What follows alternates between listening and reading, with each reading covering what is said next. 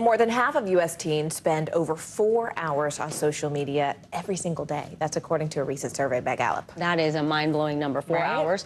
A new book called Finally Heard is exploring teens' complicated relationship with social media and the effect of spending all of that time online, what it can do to their brains. Joining us now is the book's author, Kelly Yang, and also we have Professor of Psychology at Pepperdine University, Jennifer Harriger. Thank you both so much for being here. So, Kelly, let me start with you. You have 3 kids. Tell us a little bit about how those teenagers and their experiences with social media prompted you to write this book. Yeah, so my little one, who's only 11, she started asking me for phone, asking me for social media. Even though she doesn't have a phone or have social media, I don't know what happened to this girl. I thought she was in 5th grade. She became a full-on dermatologist because she thinks she knows more about skincare now than I do. She might at this point. Exactly. And I was like, wow, like all these people in school were having it, and it's so much influence. My middle child, who's 14, he snuck onto Discord and joined a group chat with a bunch of his friends, and he told me it was for a science project. They were not talking about science in there. So it just prompted me to think about how there's 2 worlds now. There's a real world where we parents know what's going on, and then there's an online world, and who knows what's happening. And it made me think about just, all the things that can happen on social media and how easy it is to happen. And I wanted to write a book for kids, showing them, showing them the impact of social media, but wrapped up in a really great story. Yeah. Jennifer, I do want to bring you in here. We talked about the science, and what does that sort of bifurcation of having 2 separate lives, one that's virtual and one that's rooted in the real world, do to a teenager?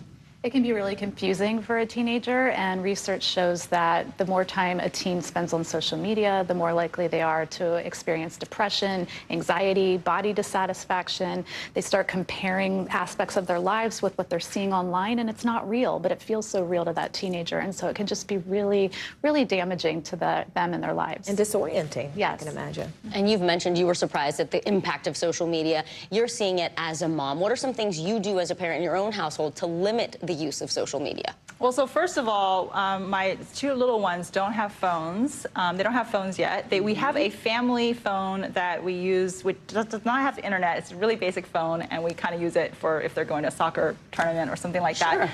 But most of all, just, turn off notifications. That's a really easy one. Turn off notifications, because then when they're doing their homework, they can actually focus instead of just ding, ding, and then it pulls them out. Also, just trying to limit the time, slowly, baby steps. If they've been on a lot, it's going to be hard for them to go cold turkey. So just really gradually kind of limiting. And sometimes with teenagers, they're like, oh, come on, Mom, they don't want to brush it off. How do we, Jennifer, make this stick? How do you make them truly understand, process, and receive the dangers of too much social media? Yeah, that's such a good question, and I think it comes. It takes a lot of time, so having a lot of open and ongoing conversations, explaining the whys behind it, not just you can't have a phone or you can't have social media, but talking with teens about what is actually happening on social media, and then giving them skills so that they can start to take a look at, how am I feeling after I've been on social media? Do I need to make some changes here? Or is this real? Is this an advertisement, or is this actual information that someone's sharing because they care about me? And so I think giving them all of that information can be really protective. And giving them buy-in, right? I mean, we want to create young kids who have buy-in in their lives and their voting patterns and misinformation, disinformation, everything in between. Author of Finally Heard, Kelly Yang, Professor of Psychology at Pepperdine University, Jennifer Harriger. Thank you so much for joining us. We really appreciate you being with us. Thank you both.